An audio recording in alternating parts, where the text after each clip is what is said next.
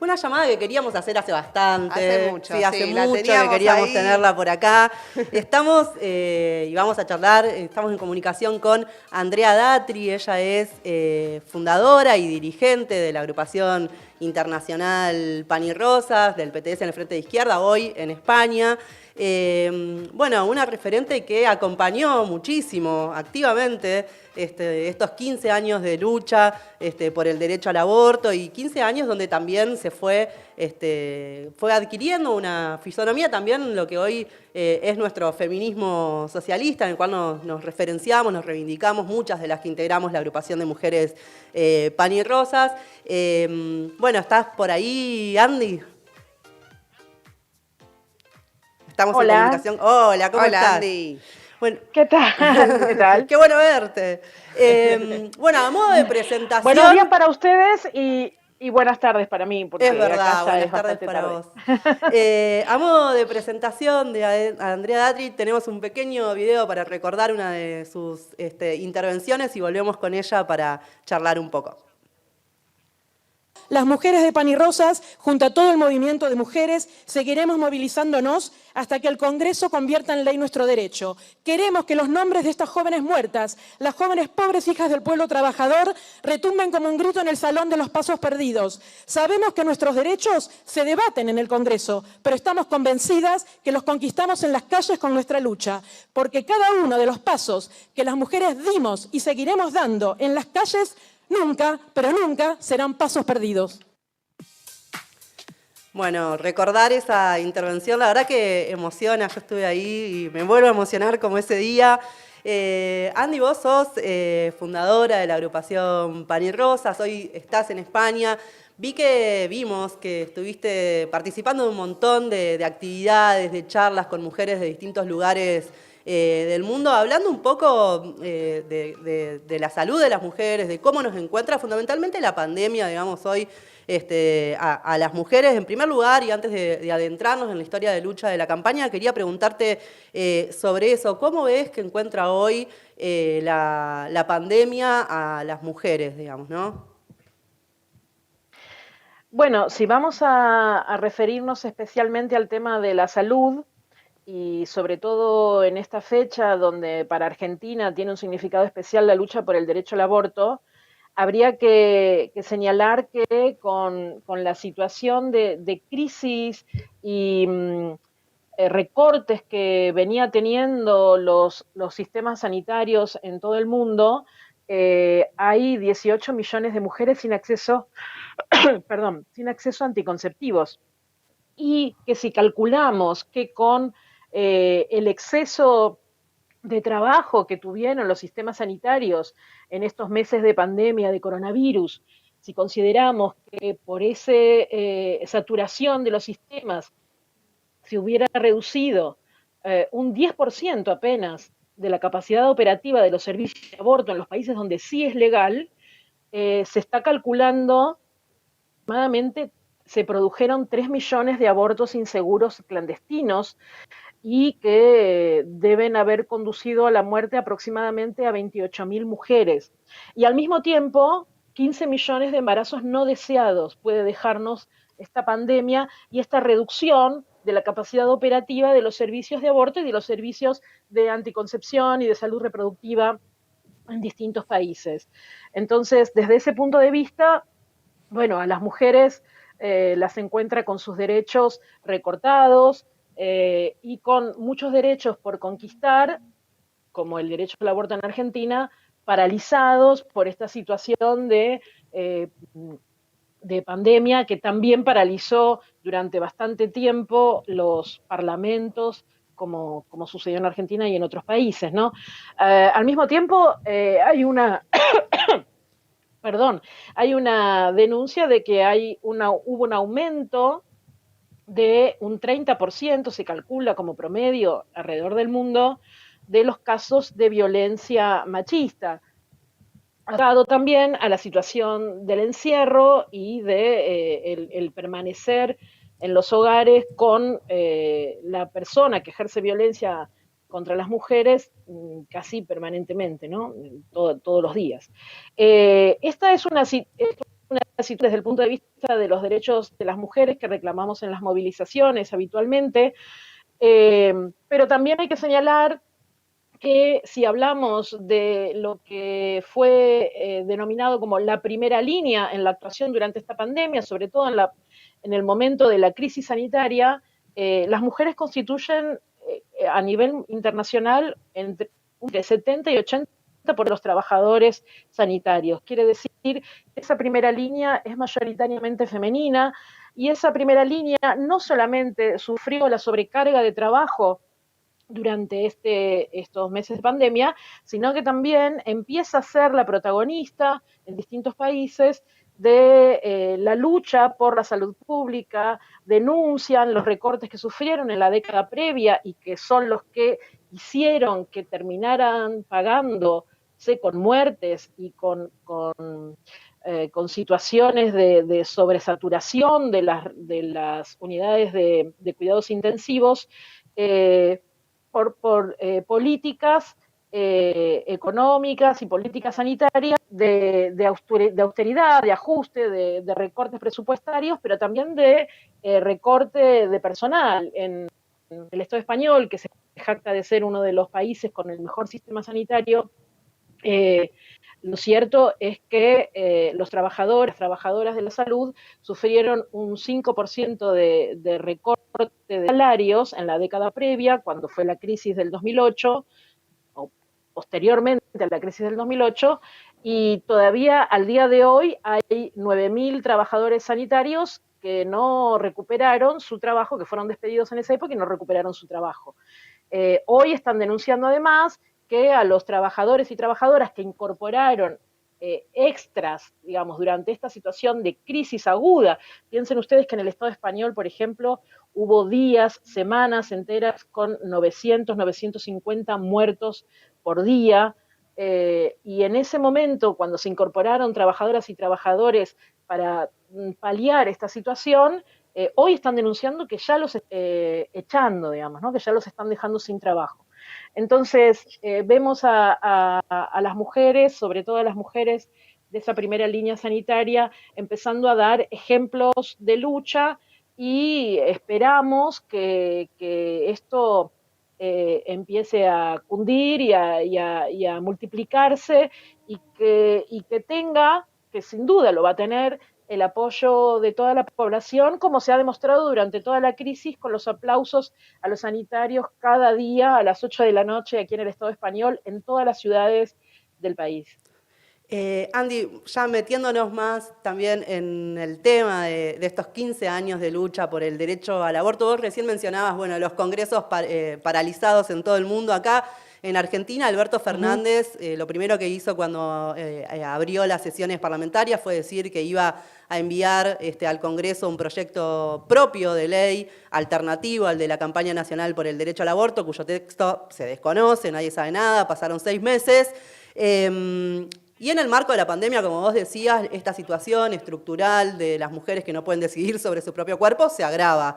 Yo te quería preguntar, porque vos sé que lo conoces bien, ¿cómo se llega al proyecto de la Campaña Nacional por el Derecho al Aborto? Y bueno, ¿por qué ese proyecto es el que promovemos y defendemos? Bueno, el Frente de Izquierda lo ha dicho con Miriam Bregman, con Nicolás del Caño, de manera unánime, digamos, ¿no? Pero ¿cómo se llega a este proyecto? Y bueno, eso, ¿por qué hay que defenderlo, no? Bueno, acá estoy con mi pañuelo que me traje me traje varios de Argentina para repartir acá por Europa en Muy bien. distintas ciudades a distintas compañeras. El proyecto empieza a gestarse en 2003 en el Encuentro Nacional de Mujeres de Rosario. Los Encuentros Nacionales de Mujeres tienen más larga data, vienen desde 1985, pero en el 2003 hubo una inflexión. Bueno, ahí me estoy viendo en esas imágenes, hubo una inflexión porque fue el primer encuentro en la ciudad de Rosario donde Dora Koledesky, con la Comisión por el Aborto y otras compañeras, la Dora, porque es entrañable para mí la figura de Dora, pero y otras compañeras también, y distintas agrupaciones políticas, agrupaciones feministas, entre las que estaba el Partido de los Trabajadores Socialistas, dijeron, bueno, en este encuentro, para evitar que la Iglesia nos impida discutir en los talleres el tema del derecho al aborto, hagamos una asamblea aparte, es decir, salgamos de los talleres y hagamos una asamblea aparte para que podamos discutir verdaderamente qué estrategias tomar para el derecho al aborto. Recuerdo que en ese momento, como nos dijeron, nos siguen diciendo siempre, la comisión organizadora, hegemonizada en ese momento por la corriente clasista y combativa, el partido, el PCR, nos decía, están rompiendo con el espíritu del encuentro y el espíritu del encuentro. Bueno, rompimos con el espíritu del encuentro, fuimos desobedientes con el espíritu del encuentro, pero esa asamblea sentó las bases de lo que fue un plan de lucha por el derecho al aborto que continuó en el encuentro del año siguiente en Mendoza y que luego volvió a tener un hito en el 2005 cuando se funda la campaña nacional por el derecho al aborto, con, no sé, pero creo que eran 70 u 80 organizaciones y ahora son, creo que, no sé, más de 300, Sí. creo, no estoy muy segura del número, pero se multiplicó infinitamente. En el 2005, entonces, el 28 de mayo, o sea, ahora 15 años, se larga la campaña lanza una juntada de firmas por el derecho al aborto que culmina el 25 de noviembre de ese año. 25 de noviembre es el día de lucha contra la violencia hacia las mujeres, presentando 100.000 firmas al Congreso Nacional, con una movilización que habría 4.000, 5.000 mujeres, que para nosotras era una marcha enorme, claro que comparada con la del 2018, parece ahora una marcha muy pequeña, pero fue la marcha más grande que había habido hasta ese momento por el derecho al aborto y se presentaron las firmas. Eso fue a fines del 2005, después de todo un año de estar juntando el apoyo. Y bueno, recién el 28 de mayo del 2007, es decir, 2 años después, en este momento estamos cumpliendo 13 años, se presenta por primera vez el proyecto que fue elaborado. Bueno, ahí está esta foto Hermosa que foto, estamos Andy. viendo. Sí.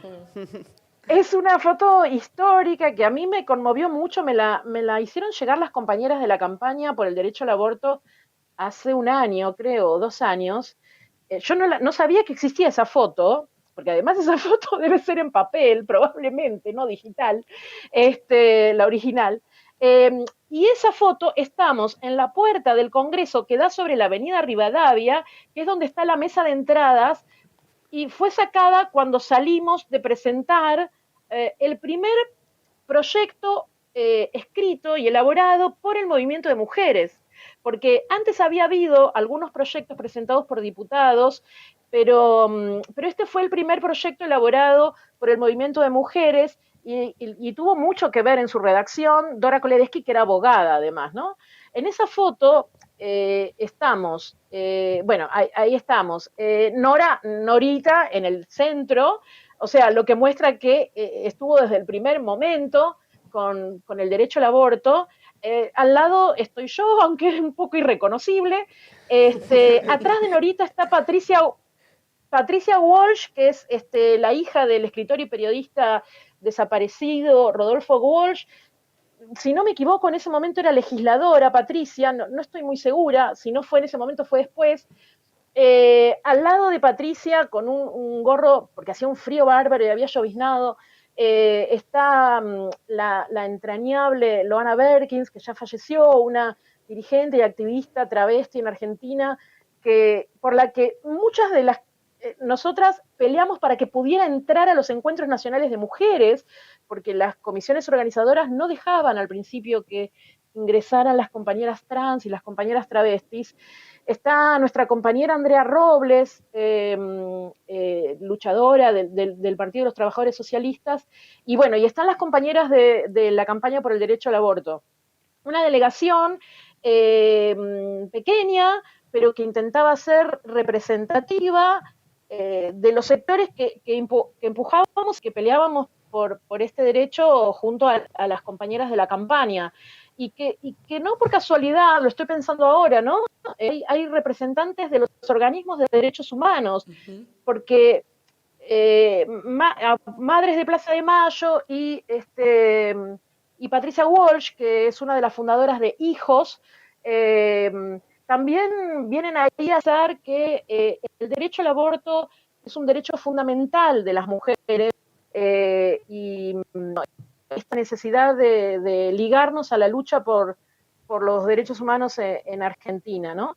Ese día se presentó por mesa de entradas y al año siguiente se trató por primera vez, o sea, no se trató, pero digo, ingresó por primera vez oficialmente a la Cámara en el 2018 y bueno, fue presentado sucesivamente porque caducaba, cada 2 años caducaba, hasta que fue tratado por primera vez en el 2018, ya todas saben, las jóvenes Claro. también saben, que tuvimos el primer triunfo, semi-triunfo, en la Cámara de Diputados y después fue derrotado por la negativa del aristocrático y reaccionario Senado de la Nación. Sí, Andy, justo por Operando en el eso te medio, por quería supuesto. preguntar, acá Jessica te habla, ¿cómo estás? Te mando un beso grande en primer lugar y quería ¿Qué tal, preguntar, Jessy? ¿cómo estás?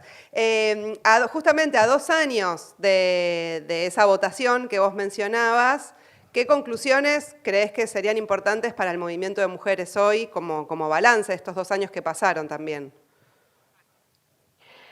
Bueno, en ese interín entre el tratamiento en diputados y el tratamiento en el Senado, vimos cómo operó la Iglesia, el Papa, ¿no? Que nosotras tenemos la desgracia de que el Papa es argentino y por eso decimos el aborto es clandestino en Argentina, y también las iglesias evangélicas, ¿no? Que tienen sus lazos bastante profundos y sus vínculos bastante profundos con todos los partidos tradicionales del régimen. No es solamente un lobby externo, sino que hay hombres de la iglesia, mujeres también, de la iglesia y de las iglesias evangélicas de la iglesia católica, que son diputados, que operan con los partidos políticos, que son representantes de los partidos políticos. Creo que lo mencionó Sol recién, el único interbloque de la Cámara de Diputados que unánimemente estaba a favor del derecho al aborto, de la legalización del aborto, era el interbloque del Frente de Izquierda, que en ese momento teníamos al diputado Nicolás del Caño y a la diputada Natalia González Eligra del Partido de los Trabajadores Socialistas y a la compañera Romina del Pla del Partido Obrero. Y ese interbloque fue el único que no tuvo fisuras. ¿Por qué? Porque para nosotros, para la izquierda, para el partido en el que militamos, el Partido de los Trabajadores Socialistas, y el Frente de Izquierda, lo tiene inscrito en su programa la legalización del aborto. No es una decisión de que se juega la libertad de conciencia de cada diputado. Nosotros tenemos la libertad de conciencia de decidir en qué partido y por qué programa militamos y llevamos adelante, y esto forma parte del programa de nuestra organización y del Frente de Izquierda. Es algo que no sucede con otros interbloques y otros partidos donde vemos que sí hay disciplina de bloque a veces para negarnos los derechos y a veces también la forma de negociar con los sectores reaccionarios y conservadores, es decir, bueno, libertad de conciencia, que cada diputado haga lo que le dicte su conciencia. Claro, y así justo eso, Andy, que llegamos a una votación. decías de la disciplina de bloque, de las primeras veces también que se presentó el proyecto de ley de la Campaña Nacional por el Derecho al Aborto, ¿qué pasó ahí? ¿Ahí operó la disciplina de bloque? Digo, para recordar también qué gobierno había, o sea, que ese contexto. Bueno, de hecho, durante todos los años de los 3 gobiernos kirchneristas, más de una década, hubo muchas diputadas y diputados kirchneristas que firmaban el proyecto y lo apoyaban verdaderamente, pero por disciplina con la presidencia, con el Poder Ejecutivo, después se impedía que eso llegara siquiera a tratarse en las comisiones. 2 veces se trató en comisiones antes de el cambio de gobierno y de que se tratara en el recinto. La primera vez fue un escándalo, porque la comisión había llegado a dictamen y con ese dictamen se podía llegar a tratar en la Cámara, y no se sabe qué pasó, que de golpe las firmas no alcanzaban, los diputados no estaban, el que estaba presente no, desapareció, y bueno, y eso fue un escándalo, eso fue en el 2011, si no me equivoco, Sol seguramente se va a acordar, con cientos de mujeres que estábamos afuera del Congreso con la campaña nacional por el derecho al aborto, esperando ese dictamen.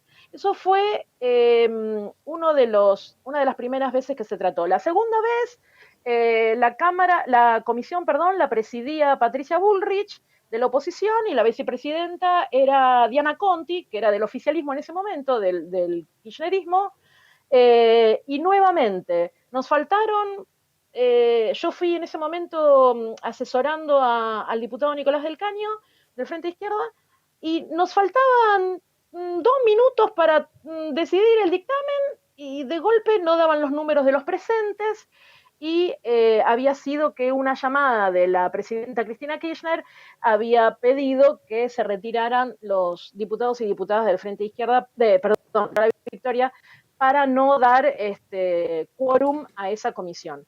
Entonces, la realidad es que si llegamos al 2018 fue por la fuerza del movimiento de mujeres. No tenemos nada que agradecerle a ningún partido. Es decir, el derecho al aborto no es solamente, incluso no es solamente el mérito de las movilizaciones del 2018, sino como ustedes decían, como decía las compañeras que hablaron antes, es una larga lucha que viene incluso desde antes de la dictadura militar, que después fue paralizada por la dictadura militar y que se retoma en la década de los 80, pero bueno, tiene esta explosión en el 2018 que hace a esta característica que tomó de marea verde, ¿no?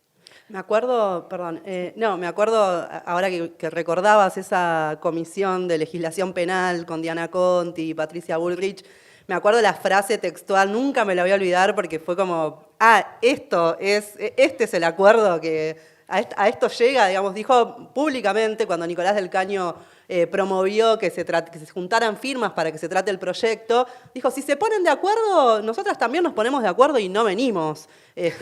Como acá hay un acuerdo entre el oficialismo, en ese momento el kirchnerismo, y el macrismo para que no se trate. No venimos, nos ponemos de acuerdo y no venimos, que es el mismo acuerdo que lo vemos, no sé, uno piensa en Tucumán y la declaración de la provincia como provida, el mismo acuerdo entre el peronismo y el macrismo, digo, esos acuerdos que limitan además de una manera trágica la vida de las mujeres y de las disidencias también, ¿no? Lo vemos en Santiago del Estero, las niñas madres, en Jujuy, en Tucumán. Digo, hay un acuerdo entre los partidos mayoritarios, las iglesias, los gobernadores, bueno, que es el que se trata de derribar también, ¿no? Sí, Andrea, te habla Lucía Ortega.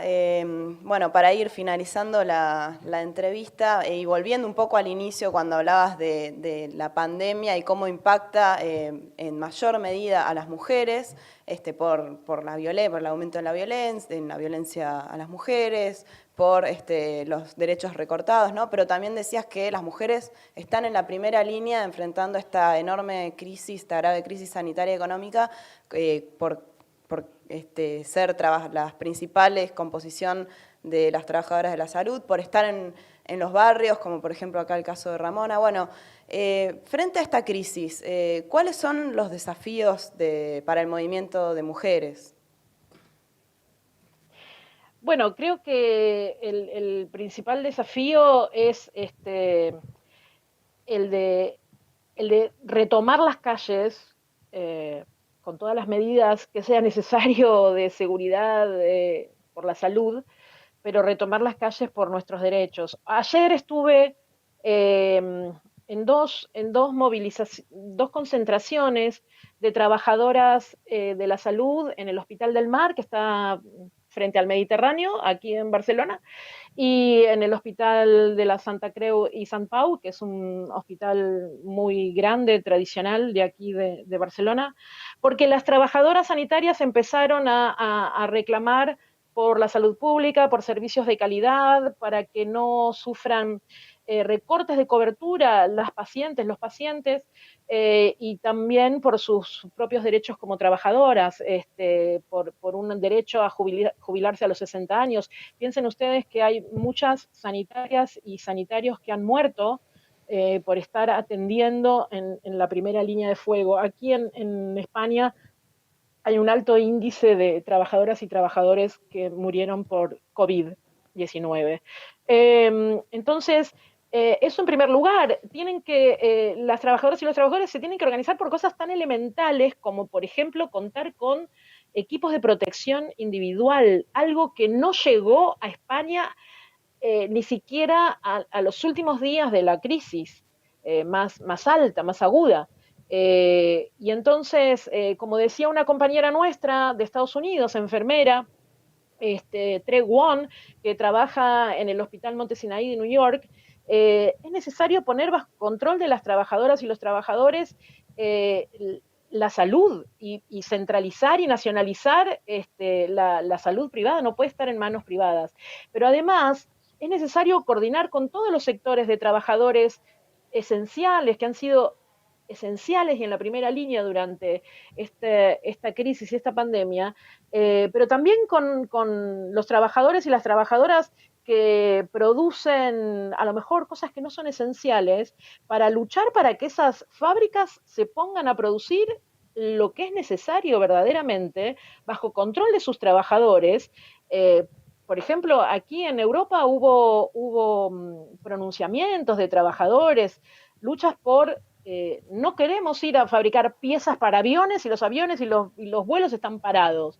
Queremos ir a la fábrica, pero solamente si vamos a ir a fabricar respiradores artificiales. Bueno, esa lucha que requiere no solamente de las mujeres, sino que también requiere de la unidad con los compañeros trabajadores en todos los sectores, en este momento creo que tiene a las mujeres en un lugar privilegiado, eh, porque las mujeres, sobre todo las mujeres que trabajan en la salud, las mujeres que trabajan en la limpieza de las empresas, en la limpieza de los hospitales, se han ganado un enorme afecto y prestigio frente a todos los demás sectores y ellas pueden encabezar esta lucha verdaderamente con total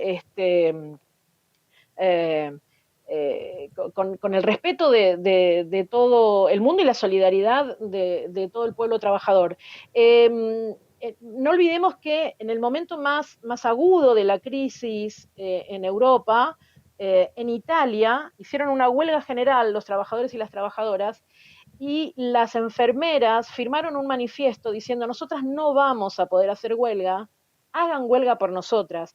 Y las enfermeras pararon en ese momento simbólicamente 3 minutos, eh, pero trabajadoras que estaban en una situación de agotamiento, que todavía hoy están en una situación de agotamiento brutal por lo que fue la crisis aquí en los países centrales, totalmente desoídas por los gobiernos imperialistas, y no solamente los gobiernos imperialistas de derecha, como puede ser Giuseppe Conte, o como de centro derecha, como puede ser Emmanuel Macron, sino también por los gobiernos que ante todo el mundo se presentan como gobiernos progresistas, como puede ser aquí en el caso del Estado español, con el gobierno del PSOE y de Unidas Podemos.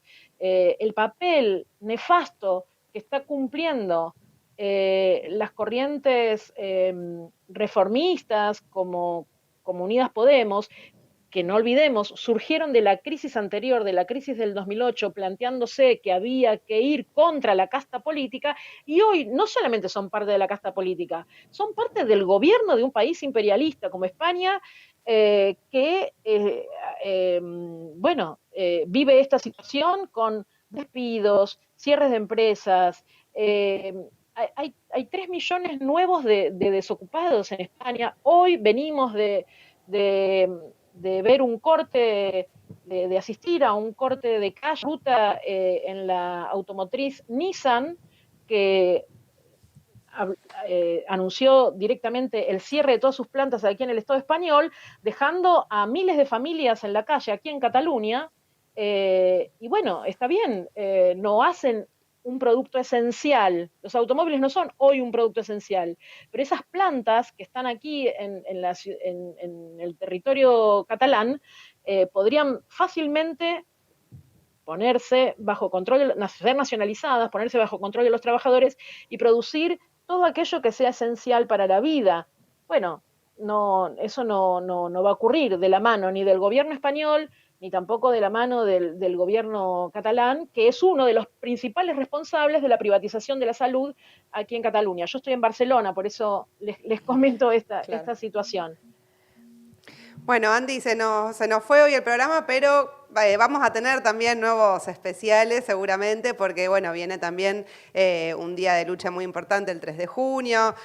Vamos a seguir con los debates en el movimiento de mujeres, así que esperamos poder contar con vos en alguna próxima oportunidad y estamos contentas de poder verte acá a la distancia y compartirlo con todos los que están del otro lado. Sí.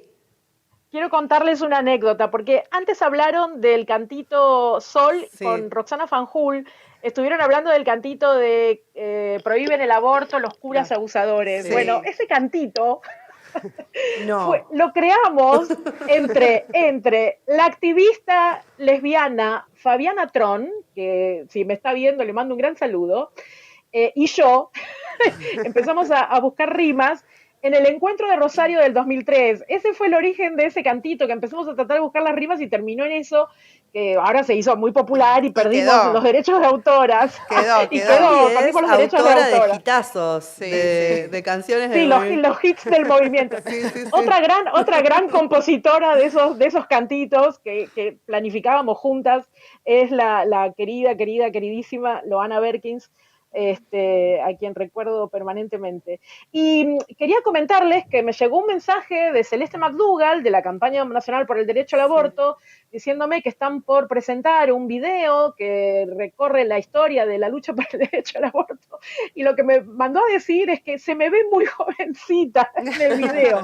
Así que bueno, estoy esperando para ver cómo era en aquella época. De acá también, se te ve muy jovencita, y no queríamos dejar de decir algo que nos olvidamos, que acá tenemos también el libro que escribiste vos, Pan y Rosas, que lo recomendamos a todos y a todas, que además salió editado en ¿cuántos países, Sandy? Bueno, en Venezuela, en México, en Brasil, en Italia, en España, en el Estado español, sí, en Alemania y en Francia. Y ahora va a salir más cerca de fin de año, va a salir una edición en inglés por la editorial Pluto Books. Bueno, sí, un bestseller va a ser en cualquier momento, Pan y Rosas de Andrea Datri. Hitazos por todos lados. Sí. Bueno, te agradecemos mucho, Andy. Muchas gracias por la comunicación. Muchas gracias y nos seguiremos encontrando seguramente. Bueno, muchas gracias a ustedes y un saludo a mi compañero y diputado y amigo Nicolás del Caño, que fue el que me compró estos pañuelos cuando salimos del Congreso y le dije, me tengo que llevar a Europa unos pañuelos y pasamos por ahí juntos y los compramos porque no estaban ya las compañeras de la campaña y ahora que se hicieron un hitazo también los pañuelos, hay un montón de vendedores en la zona del Congreso. Claro. Sí. Serán dados un abrazo saludos para él, que siempre nos acompañó en esta lucha. Muchas gracias, Andy.